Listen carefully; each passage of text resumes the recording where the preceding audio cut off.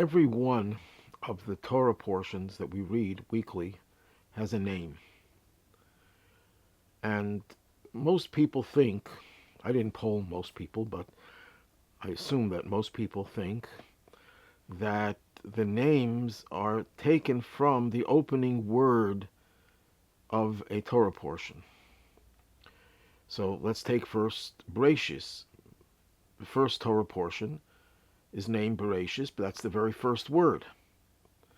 The second Torah portion is called Noach. It's the third word.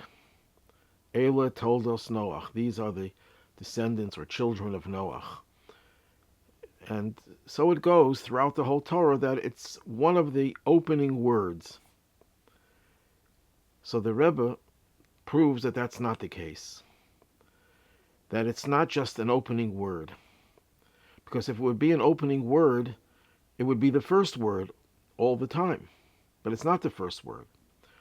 So someone could still argue and say, well, it's the first significant word. So the Rebbe says, no. We can prove that that's not the case. And the proof comes from this week's Torah portion, which begins with the words, Ve'ele Toldos Yitzchak ben Avraham. And these are the descendants, or the children, of Yitzchak, the son of Avraham. What is the name of this Torah portion? Toldos. Toldos is the second word. Ve'ela, and these are, that's not a significant word. Okay, we can put that aside. Toldos is the first significant word. But then if you go back to the second Torah portion, Noach, it starts off almost the same way. Ela, these are Toldos, the offspring, Noach. So that Torah portion should have been called Toldos, because that's the second word. And if it's a need to distinguish that from this week's Torah portion, this one could have been called Yitzchak. So you see, the first time we have this combination, Toldos, we named the Torah portion not Toldos, but Noach. And here, we name it Toldos. Why not name them both Toldos, or not name that one Toldos and this one Yitzchak? So the Rebbe says this proves that it's not the first word or the first significant word. It's the word that defines the soul, the content of the Torah portion. When you read the Torah portion about Noach, though it begins with these are the children of Noach, it's not about the children. The Torah portion there is about Noach. That's the main theme of Noach, how he was given the commandment by God to build a teva, to build an ark, and how he built the ark, and how he gathered the animals, and what happened during the flood, and what happens after the flood. Everything else is ancillary to Noach. So the Torah portion is called Noach, even though it begins with the words Toldos, the children of Noach. It's not about his children. They're mentioned, but they're only mentioned secondarily. The primary focus is on Noach. On the other hand, when we come to this Torah portion, Ve'ela Toldos Yitzchak, these are the children of Yitzchak, the Torah portion could not be named Yitzchak because it's not mostly about Yitzchak. It's mostly about his children, Yaakov and Eisav. And therefore, the name is not just an arbitrary word or even the first important word. It's the word that defines the whole Torah portion. And that's the reason why it's in the beginning of the Parsha, and that's why it's the first significant word, because it's the name of the whole Parsha. Because a name in Judaism is not just an arbitrary thing, a convention of society. A name represents the soul of what it is that's named. That's why our Hebrew, our Jewish names are so important, because it defines our soul and our soul's relationship with our bodies. And the same way is true about Torah. The name of a Torah portion defines the soul of that portion. So we come to this conclusion that the Torah portion of Toldos is primarily about the children of Yitzchak, Yaakov and Eisav. It's about the way they were born, how Yaakov was holding on to the heels of Eisav. It's about how Eisav sells the birthright to Yaakov. It's about how Yitzchak loved Eisav and Rivka loved Yaakov, and how Yitzchak calls in Eisav and says, I want you to go out and hunt for me, and I'm going to bless you before I leave this world. And Rivka tells Yaakov to get dressed up in furry clothing so that he can fool his father, who was not able to see, and get the blessings. So all this is about the struggle between these two, and it starts off with a struggle in the mother's womb. Rivka, after praying for a child, finally conceives, and she can't find peace because there's a struggle between Yaakov and Eisav in the womb. This is the perennial struggle of the Jewish people and the other nations of the world. What we're seeing today in society, the nations of the world that are attacking Israel, is not new. It started in the womb of Rivka. But just like as the Torah says, the way it's explained by our sages, that when one is strong, the other one is weak, that ultimately Yaakov will prevail, and even Eisav will be rehabilitated. But Yaakov will be the one to be victorious. That has all been predicted from the very beginning, when Yaakov and Eisav were not even in this world. They were still in their mother's womb. Now, the Torah starts off by describing how they were born, because Rivka was barren. She couldn't have any children. The Talmud says that why did God make it so that the matriarchs were barren for so long? Sarah had to wait till she was 90. Rivka had to wait 10 years, actually 20 years since the time she was married. And Rachel was barren for quite a long time. And when she finally had a child, she had one more child, and then she died in childbirth. So the Talmud says that righteous people don't ask God for anything for themselves. They don't ask for health. They don't ask for wealth. They don't ask for power. They just want to serve God, and they care not about their own needs. They'll pray for other people's needs. I know of, and we still find people like that, who would never entertain a desire for something materialistic. But if someone else they knew wanted it, craved it, they would do everything in their power to get it for them. There was a great chassid whose name was Masmid. He was an incredible, saintly person who was totally divorced from anything materialistic. He used to pray and study Torah day and night, hardly ate anything, hardly slept. And the end was he was murdered by the Nazis. May their memories be obliterated. He was herded into, together with hundreds of other Jews, into the synagogues in Riga, and they burnt down the synagogue. At any rate, this Masmid, they say, was once hosting a child who came to his house, and the child craved a certain type of delicacy. I think it was halava.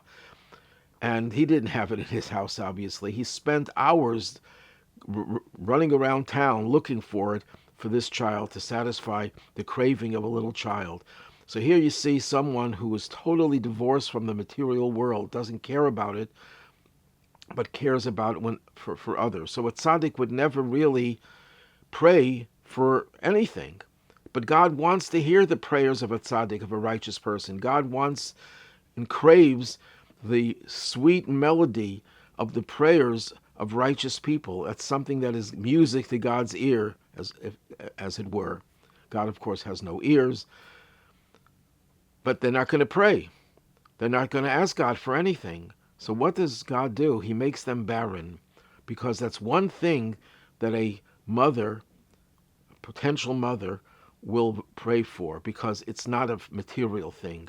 A child, though it's a physical child, flesh and blood, the child is the most beautiful spiritual thing. And unfortunately, we're living in an age where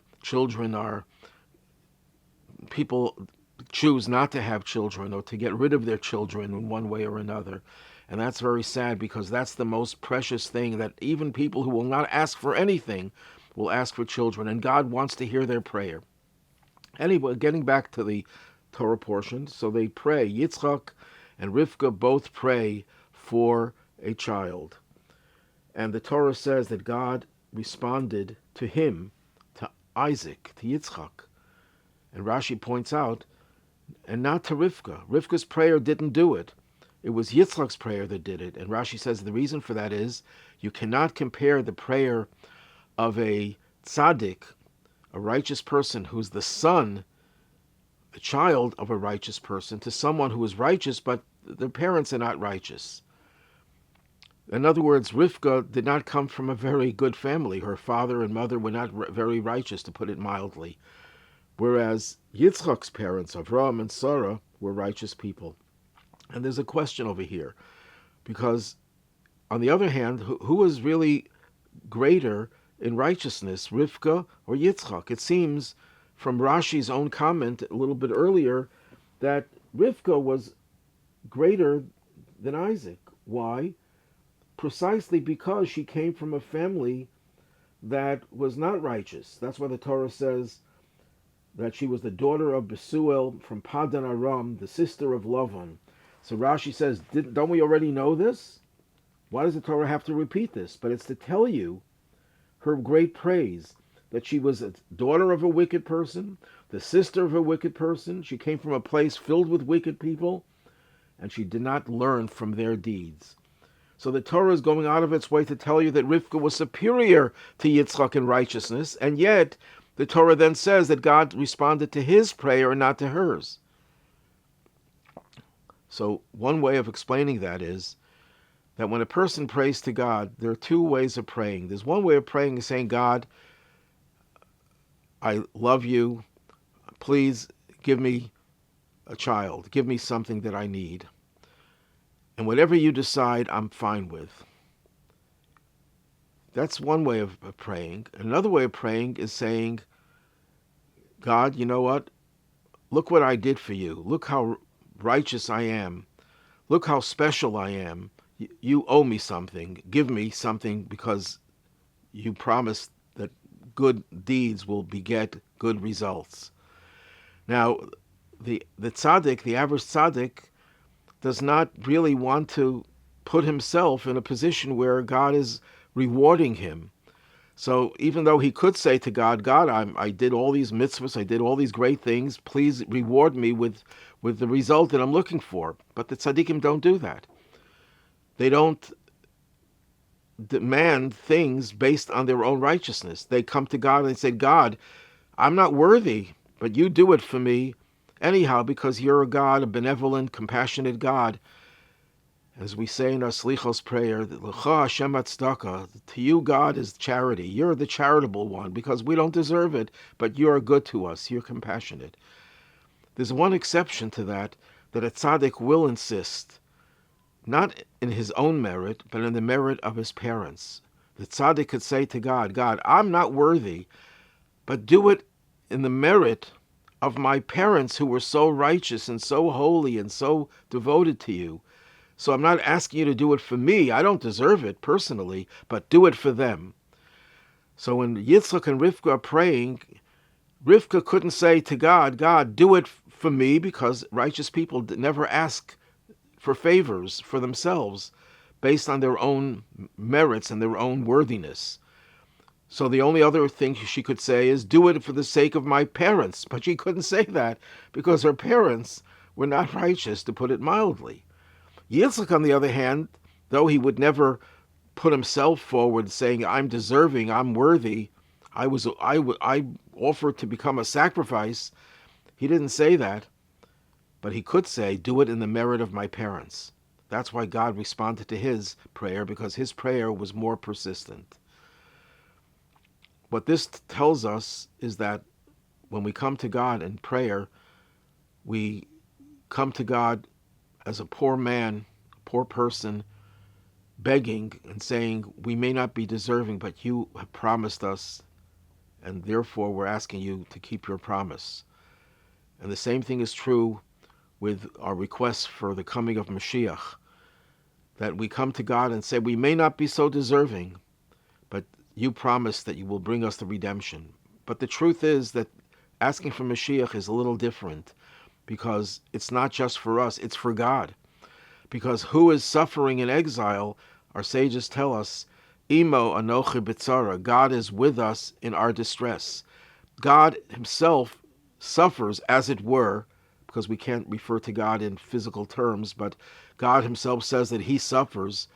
That's why God reveals himself to Moses in a thorn bush to tell Moses, you know what? You think the Jewish people are suffering? I am suffering because I am within the community and I feel their pain.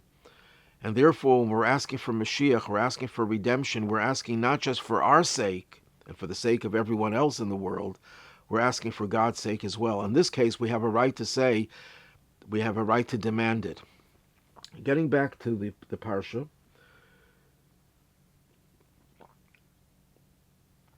it says that the children were struggling inside of her. And she said, what's going on? What am I? What was she so disturbed about? She never knew that women have difficulty in childbearing. Pregnancy can sometimes be very painful. We hear stories like that all the time. And I'm sure things were not any different in those days. So why was she so shocked that she was feeling this pain and she had to find out and ask God what's going on? So our sages tell us that she thought that she was having one child, not twins, and that child was schizophrenic. Because, our sages tell us, when she passed the house of Torah, and you might ask, what do you mean house of Torah? This is before the Torah was given, but as I mentioned so many times,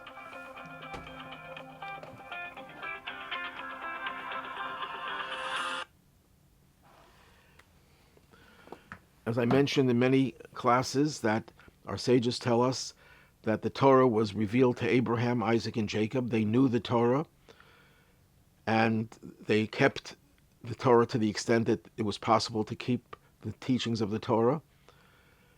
So when a person, when Rivka would go past a house of Torah, who ran that house of Torah? Again, our sages tell us Noach's son Shem and his grandson Aver. They were teaching these teachings of Torah. When she passed that, she felt a need to give birth. She started experiencing labor pains. On the other hand, when she passed the house of idol worship, she was experiencing labor pains again, as if the child wanted to be born. So she said, what's going on over here? It seems that my child is attracted to spirituality, to holiness, to Torah. And at the same time, my child is attracted to idolatry. What kind of a child is that? And she was told, no, you're going to have twins. These are two nations with two totally different interests. Yaakov will be interested in Torah. Esau will be interested in the material world. And there's going to be a constant and a perennial struggle. Now she was calm. Imagine this. You're told that you're going to have twins and they're going to be fighting with each other. That was calming. But to know that she had one child that was conflicted, that was troubling. And the answer to that is life is made of struggle. And that's what our whole existence is all about, is struggling, good and evil struggle. And ultimately we're promised that good will prevail. So the struggle has purpose, has meaning. But if there's no struggle, if you're just confused, there's no purpose in all that. And that was troubling for her. The question is asked, why was Yaakov in the womb attracted to a place of Torah and wanted to be born? We're taught, again, our sages in the Talmud teach us, that before a child is born, the fetus is taught the entire Torah. And then when you're born, an angel comes and strikes you under the nose, and you forget it all. So the question is asked, why would he want to be born to learn Torah when he was learning Torah during the time that he was in utero, in his mother's womb? So there's two answers to that question. One answer is somewhat humorous, that he didn't want to be in the same classroom as Eisav. But the serious answer is that what does it mean that we're taught the entire Torah and then we're made to forget it? Why do we have to learn the whole Torah if we're going to forget it anyhow? And why would we want to forget it? Why would God want us to forget it if learning Torah is so wonderful? And the answer is, we learn Torah in the womb. We're taught the Torah in the womb effortlessly. We don't have to work for it. It's just given to us. Why was that necessary? Because Torah has this great spiritual godly power that it would be impossible for us to ever grasp Torah if we were not given it to us, if it was not given to us as a gift. In other words, when God teaches us the Torah in the mother's womb, God is empowering us to be able to access Torah, not just the wisdom of Torah, but the divinity of Torah. But if we would remember the Torah, that Torah would not be worthwhile because it would not come through our effort. Anything that we get that we don't struggle for. Imagine with AI and all sorts of technology, a day will come, and maybe that'll be very soon, when you can just put a chip in your brain and you know the whole Torah, and you don't have to study. If that would be possible, whether it's possible or not, I don't know, but if it would become possible, that would not be the right thing, because the whole idea is the struggle, not just struggling between good and evil. Struggle means when you're studying Torah and you strive and you struggle to understand it, or if you understand it on one level, you struggle to understand it on a deeper level. That's what makes the study of Torah worthwhile. And therefore, if the Torah that we got in our mother's womb was taught to us without our effort, we're missing a very important part of Torah. That's why Yaakov wanted to be born so we could study Torah with his effort. He didn't want to just rely on the Torah that was given to him as a gift. Question is asked, why did Yitzchak love Eisav? Was he naive? Eisav turned out to be a murderer, a rapist, someone who was disgusted with the spiritual role of the birthright. That's why he sold his birthright so readily. Yaakov was so innocent. Yaakov was someone who studied Torah, who was honest, had integrity, had holiness, and yet Rivka loved Yaakov, and Yitzchak loved Eisav. Why did he love Eisav? So the Torah says, because tzayid befiv, the simple meaning is that he would provide his father with food. He was a good hunter, and he would bring some good venison, but it's hard to understand that Yitzchak, one of the patriarchs, who's considered to be the most spiritual of the patriarchs, he was offered as a sacrifice. That's why he couldn't leave Israel. He had to stay in a holy place. And yet he was bribed by his son because his son was able to feed him. So there's another explanation that Eisav deceived his father about his own piety by speaking very pious, as if he's very righteous. He would say to his father, how do you tithe salt or straw?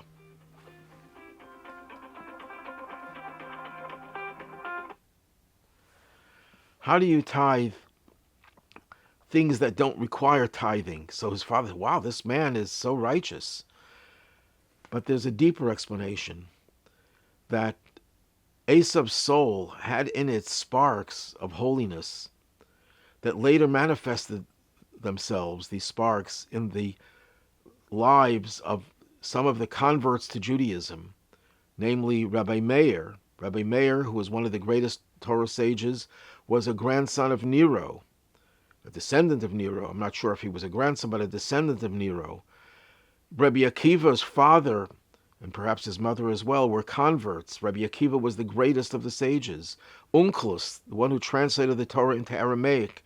The Jews to this day review every week. We review the Torah portion twice, and Onkelos, the Aramaic translation, once. The most authoritative translation of the Torah ever written. Onkelos, a convert. He was a nephew of the Roman emperor. And likewise, so many other converts throughout Judaism, throughout Jewish history, that were not just as good as their Jews who were born Jewish, but they excelled. They were very, very special, very unique in ways that transcended all the others. Those souls were embedded in the soul of Eisav. Those sparks were already there in Eisav, and Yitzchak saw those sparks, and he wanted to nurture them. He wanted to help Eisav express those sparks. Alas, it was misguided, and that's why Yitzchak wanted to bless Eisav and not Yaakov. And Rivka said, no, it has to go to Yaakov. Why did Yitzchak want to bless Eisav? Because he knew that Eisav, in spite of all his roughness, in spite of all his uncouth behavior, and perhaps he was aware even of his immoral behavior, he saw the potential in him was incredible. The Kabbalists speak about how Esav's sparks of holiness came from a higher world. And therefore he said, I'm going to bless him. The blessing was not just good wishes. A blessing of a righteous person, and of every person, but especially of a righteous person, is there to reveal the potential, the spiritual potential. I want to bless him so he could actualize his spiritual potential. Rivka realized he wasn't ready for that. It has to come through his interaction with Yaakov. When Yaakov, i.e. the Jewish people, live amongst the Esavs of the world, and they serve as a light to the nations, and they refine the world through their observance of the Torah and mitzvahs, that's how Esau will become refined. That's when he will be able to actualize his spiritual potential. So if you look at Esau, his head, his source was holy, the rest of him was not holy. And that's why, how did Esau die? Where did he end up? Where is his body? So again, we're told that when Yaakov was being buried in the cave of Machpelah, there was one burial place left. One place before that was the burial site of Leah, Yaakov's wife, and there was one burial plot left in that cave. And Esau came running, protesting, that one space is left for me, he said. You already used one space for your wife, now this one is for me. And he didn't allow the funeral procession to proceed. Yaakov had a grandson who was deaf, and he sees something is going on, and they intimated to him through sign language that Eisav was the one holding up the procession, and Chushim, the son of Dan, the son of Yaakov, decapitated Eisav's head, and the head rolled into the cave and ended up in the bosom of Yitzchak. The rest of the body, we don't know what happened to the rest of the body, but it was transported elsewhere. This physical sight of the head of Eisav ending up in the bosom of Yitzchak represented the idea that Eisav's head, his source, was positive, was good, was holy, and it ended up with Yitzchak. The rest of him was not. So Yitzchak was enamored by the sparks of holiness embedded within Eisav.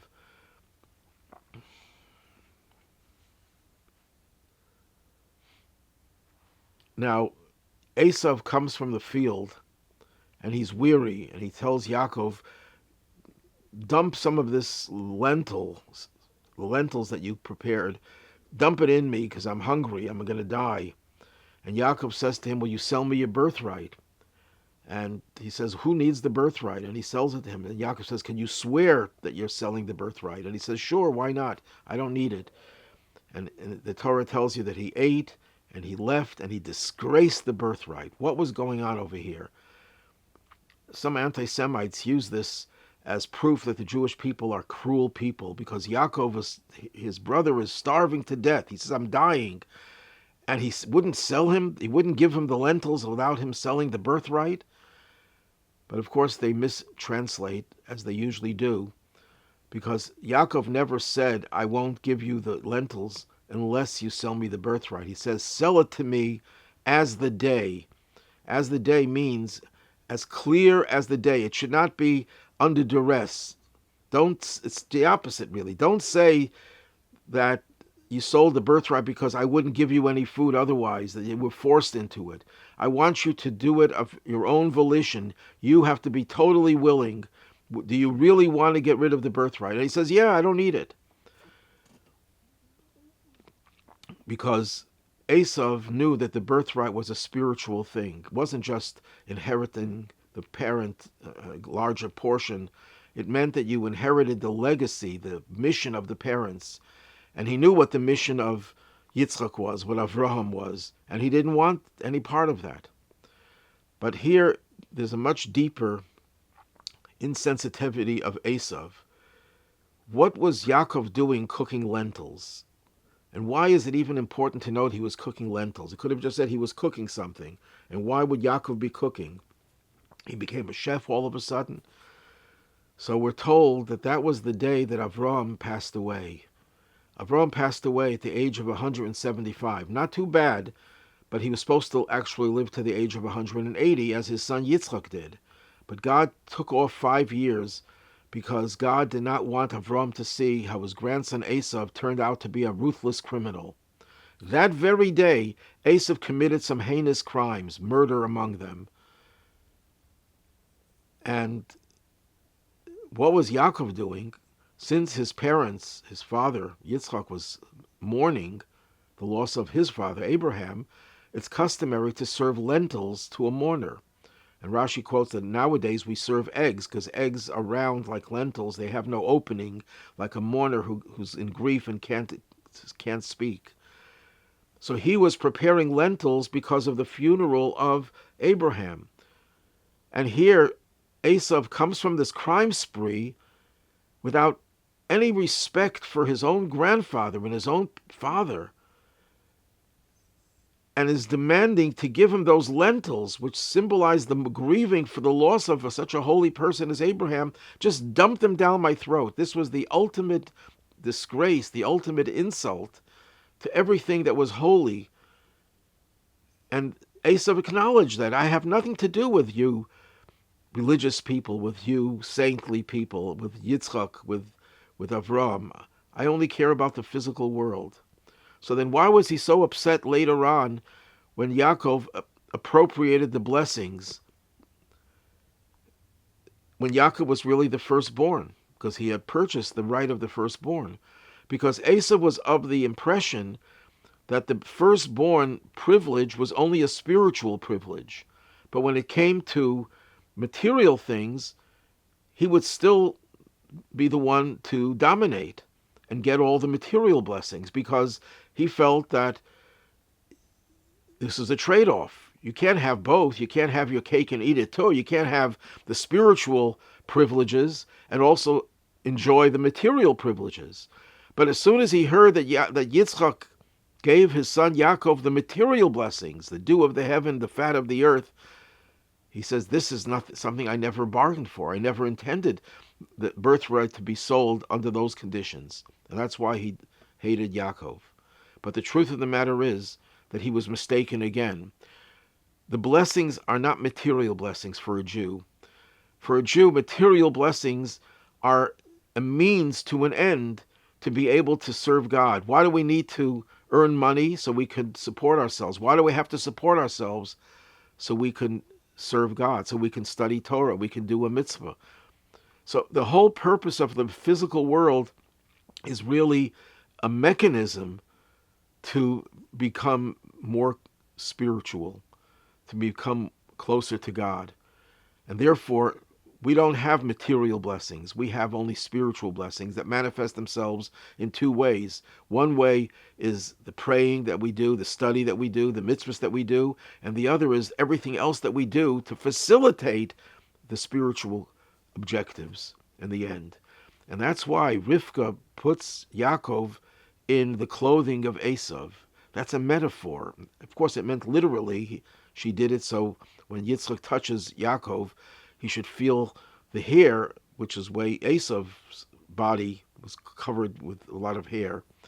But there's a deeper meaning to it. It's a metaphor as well.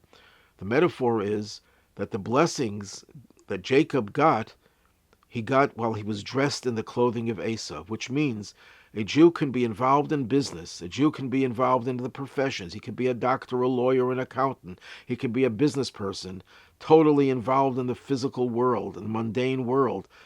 That's the clothing, that's the cloak. But inside, as Yitzchak said, the sound is the sound of Jacob, the hands are the hand of Eisav. We can have the hands of Eisav. We do the same things, but the inner voice is the voice of Jacob.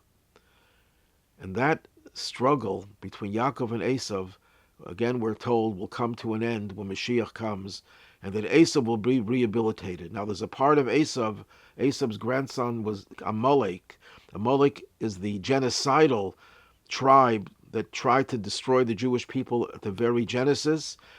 And throughout history, there were always two strains of anti-Semites. There were the anti-Semites who tried to convert us, the anti-Semites who tried to harm us, and then there were the anti-Semites who wanted to destroy us totally, like Haman, like Hitler. And now we're experiencing that Amalek mentality of total annihilation of the Jewish people, God forbid, by the Hamas people, Hezbollah people, and their supporters. But we know that while Amalek, the rest of Esau will be rehabilitated, the rest of the nations will be rehabilitated because they have not adopted this genocidal mentality, but the Amalekites will be eliminated completely. May we see the end of the Amalekites in our own generation, the total defeat of Hamas and Hezbollah, and the rebuilding of the Beis Hamikdash, the third Beis Hamikdash, may it be imminently.